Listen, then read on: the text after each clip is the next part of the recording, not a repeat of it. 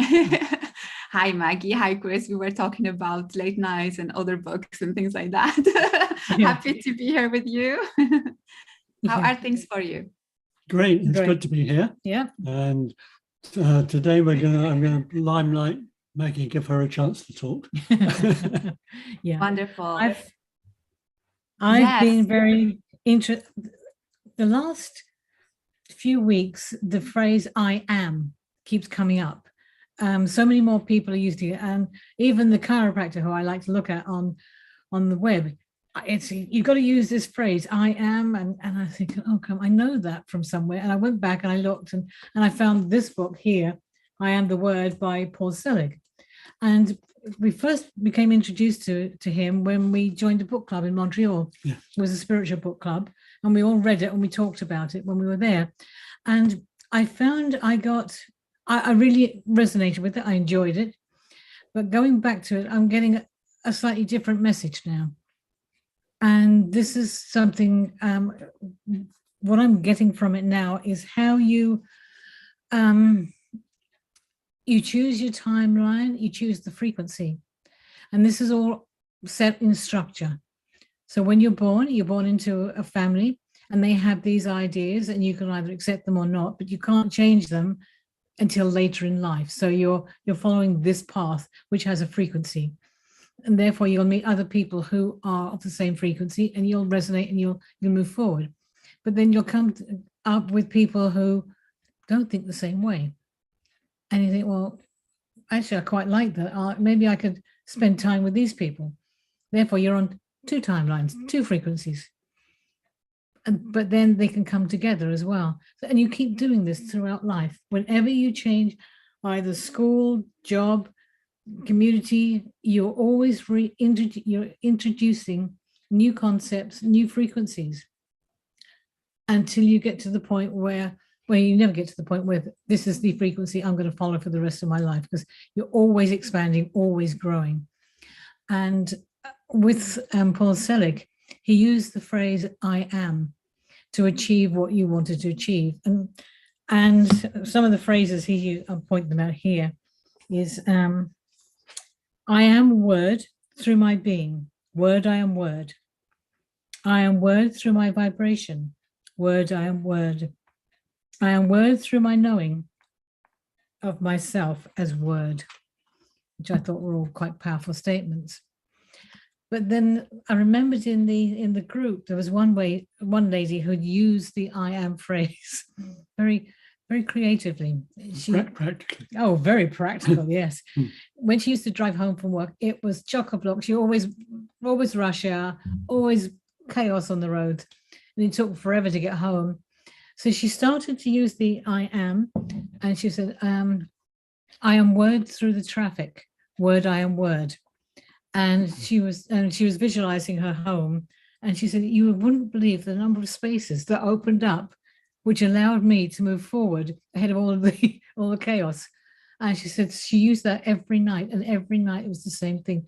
Spaces would add up in order for her to move forward, but she was claiming her right to be part of the "I am." And I thought that's a very practical application. And you can do that, whatever your situation is in life, you can use that phrase "I am," think about what you really want and what is, in not a selfish manner, but so that everybody gains. And then you can use that to bring forward various situations in life. And quite a few people use that, don't they? Yes. Yeah. It's part of being creative. Yes. And using your energy for creation. Yes, and he's showing you how to use it in different situations. A lot of it's to do with love and understanding and finding out who you are. I'm just trying to look through. I've got some hold on, my notes. Yeah, he's an interesting character as well, because he channels, but when he channels, the guides, he's hearing them and he's repeating it, but then he says it properly. So I find it very, very difficult to listen to because it's just repetitive. However, his books are fabulous, I think. But they wouldn't allow him to change any of the words. What came through was what he published. Without there wasn't any editing. He didn't need to edit it. And fortunately, he was an English professor at a college, so his English was very good. But he keeps, the one thing that he talks about the most is frequency. Everything is about frequency. And if you don't like where you are in life, you need to change frequency. And you look at the situation around you. What does this bring me? What does that bring me? Am I advancing my evolution, or am I just stagnating? And by looking at it, you can then change, okay, that's not serving me anymore. It was great to start with, but it's not serving me anymore. So I need to move more into this frequency, more into this group of people. And he's showing you how to do that. And he's showing you how to use the I am words to do that. So I found that quite fascinating. Yes. Yeah, we actually had the opportunity to meet him. Oh, we did, yes. Which was quite interesting. But it's quite interesting. When he channels, he actually repeats everything. Yes. And I find the book easier to work with. Yeah, it is. Yeah, because this repetition is very difficult. Yeah. But he's written a series of books, and we've actually enjoyed the most of them. We enjoyed the first two. The second, or the third, and the fourth are very similar to the first two. But the first book for me was fantastic. I just resonated with that at the time, and it was perfect. And then we had the opportunity to meet him and listen to him, and that was once again very, very enlightening. His ability to look at you and see where you are in life was quite fascinating. So he could go around the whole room and say, okay, yeah, this is, maybe you should be doing this, maybe you should be going in this direction. Up to you, but that's what I'm seeing for you. And so that was fascinating. But wherever he went, he always had his dog, didn't he? Yes. Yeah, he wouldn't go anywhere without his dog. So I thought, well, maybe his dog is anchoring the energy for him. That's amazing. It's funny that you talk about this, because I know about two channelers. One of them is Adam Saint-Germain, who also brings that the sentence, I am that I am, that speaks a lot to me.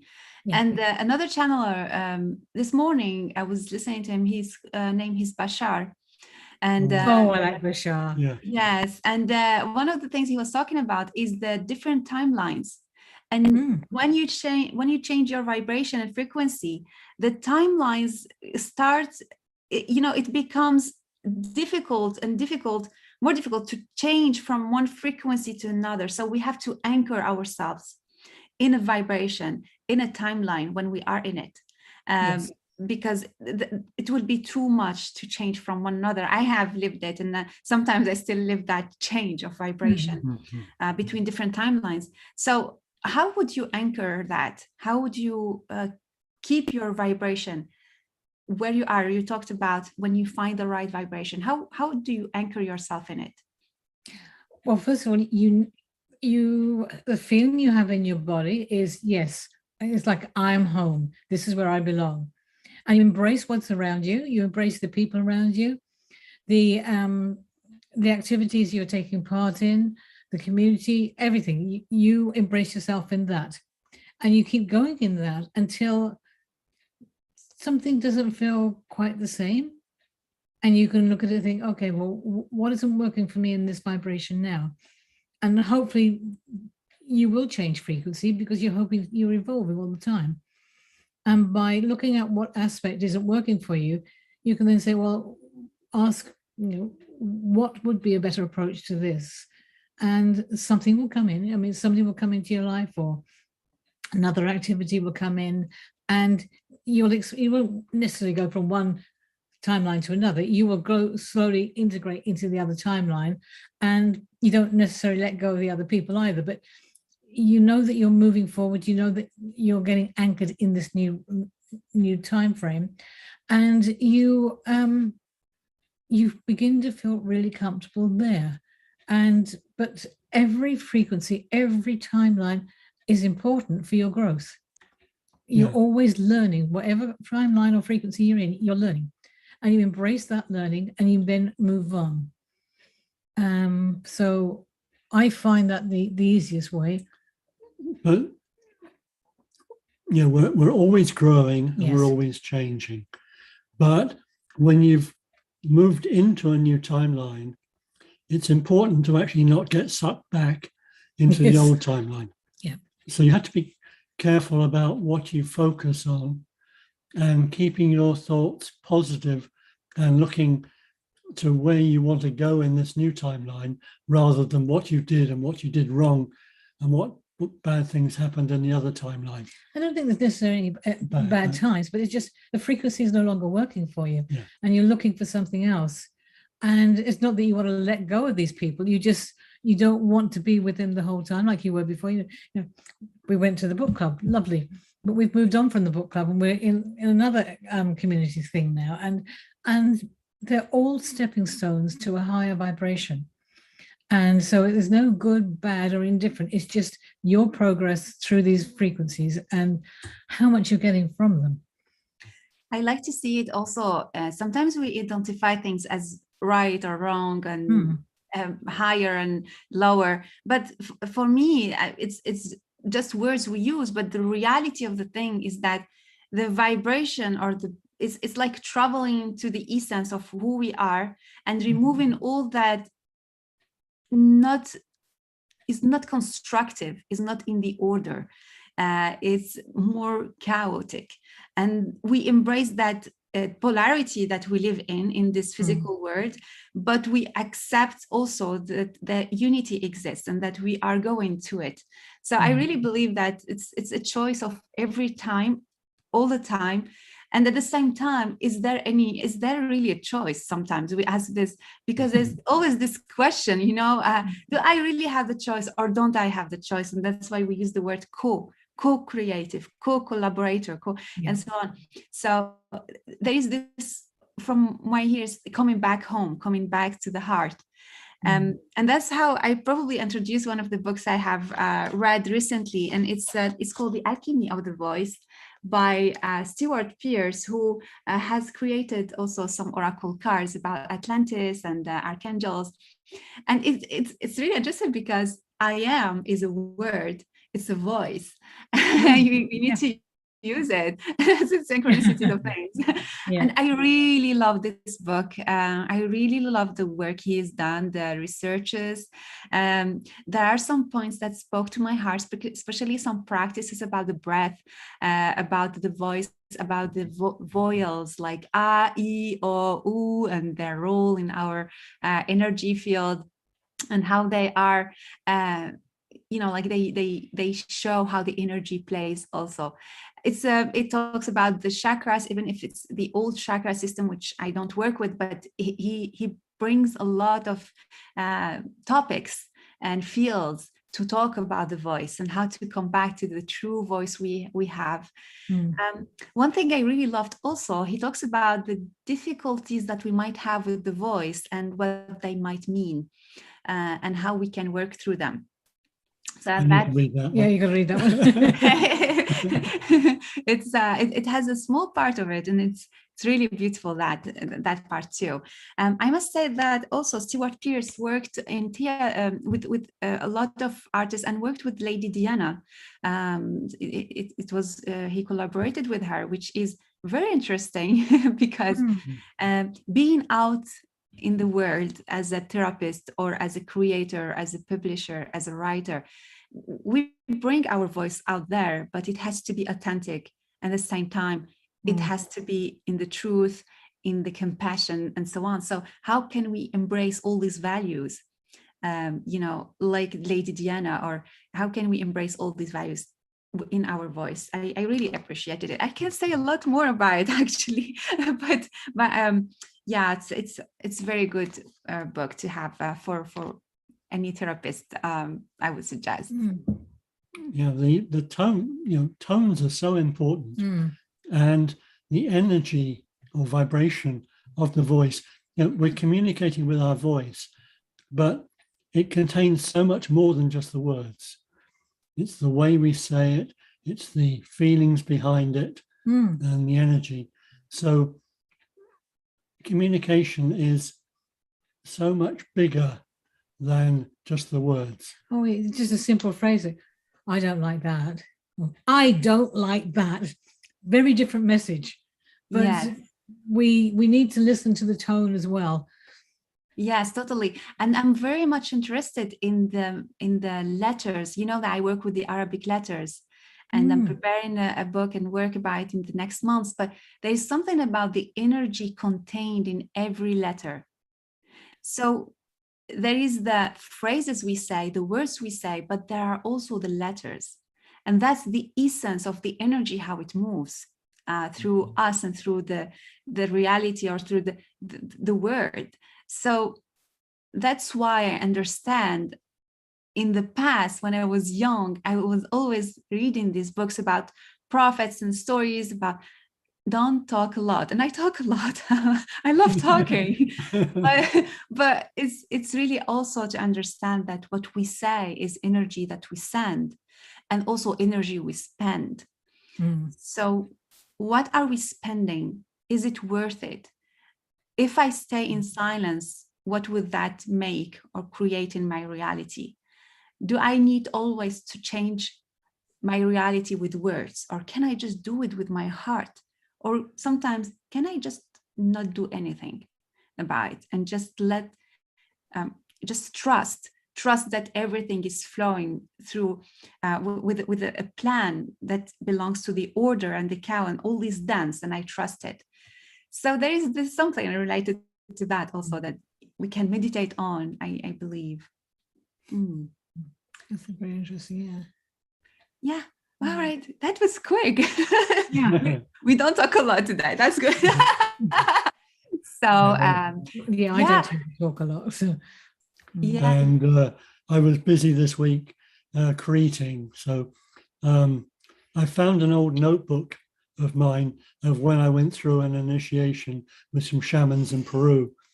And it's made me really look at what I did there, what I experienced there, and what I learned. And I'm trying to recreate some of my notes. So that's been a fun week for me. So I didn't have much time for reading anybody else. But this is fascinating, because when you took part in that, you were taking part in it from a certain energetic perspective. Yes. And now you're looking at it from a different energy. And I found the same with the book. When I first read that, I interpreted it one way. Now I'm looking at it again, and I'm thinking, oh, I can see this in it. And we've got other books which we've looked at, which we read 20, 30 years ago. And now they have much more meaning than they did then. And we weren't quite ready for it, but it is worthwhile reading books again. Yes. Yes, we talked about it together last time. And I feel like it's really something that we don't do, because we are in this logic of more, and it is not enough, more. But I really think you're right when you say reread some books. I was talking, I did a radio show for French radio last week. And I was telling the lady, Lord of the Ring, I love Lord of the Ring, it speaks to my heart. And I was telling her that if I have watched it when I was 12 or 20, or now, it will be completely different. I will see different things. The symbolic will be different, and it will speak to me in a different way. And also the stories, all the stories that we used to hear from our grandparents, and they keep repeating. There's this repetition that is present in some traditions. But now I understand why. It's because there are a lot of mysteries in every story that we don't see. At a certain age. So I would ask maybe those who are watching, what book do they want, or do they feel they want to reread? Reread. Reread, yes, reread. I showed you one of the books that I want to reread earlier. It's The Union of Thought and Isis, which is one of by one of my teachers. I want to reread it at a certain time. But not now, maybe in the next month. So I just remind our viewers that you have a book, a magnificent book that's called Thriving in the New Vibration, and trying to say the right way. I think you have it somewhere. And the new workbook that you have published and that comes with it. You've got the workbook. I didn't receive it yet. It's quite new. Yes, yes, you have two books, and also another book about psychic protection and how, you know, to protect yourself in a crazy world. So please check those again, and the courses, yes, and the courses that you also, you have had some courses. I will leave the link below. So we will meet you in another time, maybe by the end of April, to talk about our best books for April. And in the meantime, take care, and I will see you soon. We really enjoyed talking to you. Yes. And look forward to the next time. Okay. You take care.